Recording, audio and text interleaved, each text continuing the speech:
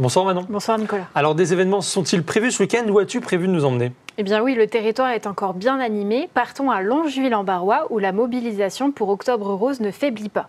Vous pourrez participer à un parcours familial de 5 km ou si vous êtes d'humeur plus sportive, à un parcours randonnée de 12 km. L'inscription est au tarif de 3 €. Les recettes seront reversées à la Ligue contre le cancer. Mais attention Nicolas, si tu souhaites y aller, n'oublie pas ton dress code rose puisqu'il est exigé. Je le prendrai, promis. Et si on aime le sport, mais qu'on préfère le regarder? Eh bien, je vous conseillerais d'aller voir un match de volley-ball à Chaumont puisque le CVB 52 accueille le Tour VB au sein du complexe Palestra. Joseph Worsley et ses coéquipiers batailleront pour vous offrir une première victoire à domicile. Le coup d'envoi est prévu pour ce vendredi 18 octobre à 20 h.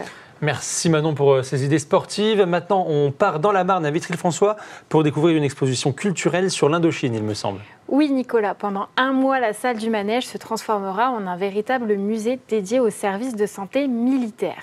En Indochine, de 1858 à 1956, plus de 600 objets sont exposés, tels que des mallettes de secours et des affiches.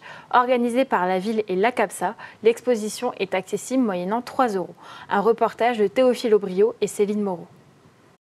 Un siècle d'évolution de la médecine militaire en Indochine. Cette collection de plus de 600 objets retrace l'histoire.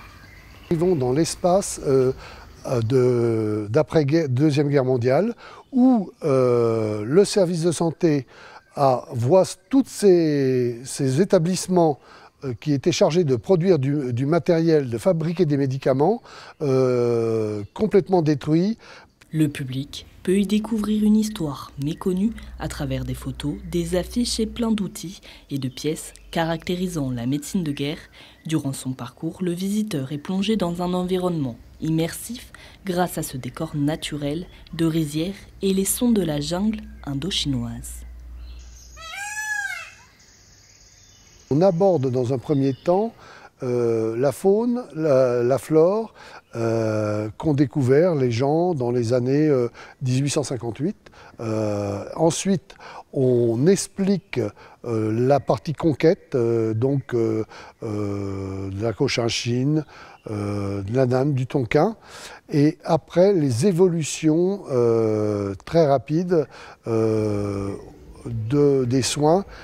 Imaginée par la ville et l'association Contribuer et Agir pour le patrimoine santé des armées, l'exposition se veut accessible au grand public. Des visites guidées sont aussi organisées.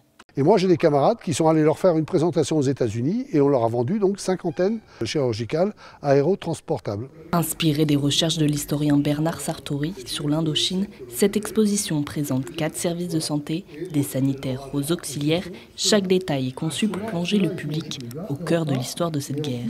Les personnes qui sont là, les bénévoles qui sont vraiment bien investis dans leur mission d'expliquer les horreurs de la guerre, ce qui s'est passé, puis comment le corps médical arrivait à soigner bon gré mal gré tous les militaires. Donc ouais, très bien. L'exposition reste accessible tous les jours jusqu'au 5 novembre. Les week-ends, des conférences sont organisées avec des archéologues qui travaillent encore sur les anciens champs de bataille d'Indochine. Une exposition éphémère donc à ne pas manquer. Il me semble qu'on reste dans la culture pour la suite, Manon. Oui, cette fois-ci, on va à Saint-Dizier pour découvrir le spectacle de Fred Radix. Dans ce spectacle d'humour musical, il ose tout et donne vie à un spectacle virtuose entre humour décalé, conférence burlesque et maîtrise du sifflet. Il casse ainsi les codes pourtant bien solides de la musique classique. Accompagné de son quatuor à cordes, le siffleur interprète les plus beaux airs de la musique classique. Regardez cet extrait.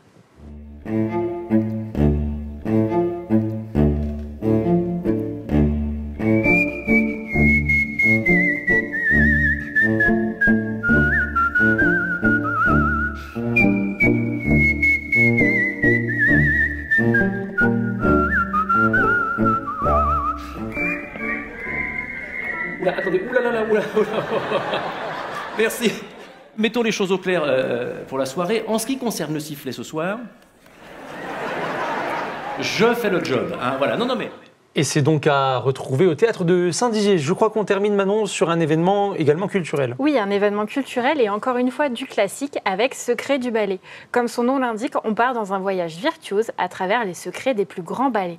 La compagnie 3e étage se produit samedi 12 octobre au Fuseau. Écoutez. Plié, grand jeté, pas de deux, la danse classique est une des disciplines artistiques les plus complexes. Souvent considérée comme le sport de l'élite, Samuel Murez et sa compagnie 3e étage veulent déconstruire les a priori et ouvrir la danse à ceux qui n'y sont pas familiers. Cet objectif était essentiel pour le directeur artistique qui a d'ailleurs fondé la troupe 3e étage, composée de danseurs de l'Opéra de Paris, en 2004. Pour lui, c'est le meilleur moyen de transmettre l'héritage qu'ils ont reçu de la danse à travers la France et les générations. Un spectacle au style décalé et à l'humour subtil qui vise à casser les codes et s'ouvrir aux autres. Ce samedi 12 octobre, la troupe s'est produite sur la scène des Fuseaux à Saint-Dizier. Les 10 danseurs présents sur scène retrouveront le chemin vers les salles de spectacle une vingtaine de fois cette année, petites et grandes salles mélangées. Le spectacle qu'on donne ce soir s'appelle Secrets du ballet. C'est l'épisode 1, c'est comme une série télévisée, sauf que c'est des spectacles, il y a plusieurs épisodes. Là, c'est le premier épisode. C'est un spectacle qui parle de l'univers de la danse classique, mais qui l'ouvre très largement à tous les publics qui soient connaisseurs ou novices complets. L'univers du ballet classique, c'est quelque chose qui peut être assez codé. Et notre idée, nous on vient donc de l'Opéra de Paris, c'est d'aller un peu partout et d'amener les gens dans ce monde. Un sujet signé Célia Richard. Merci beaucoup, Manon, pour toutes ces infos. On te retrouve jeudi prochain pour de nouvelles idées sorties. Merci beaucoup, bon week-end et à jeudi.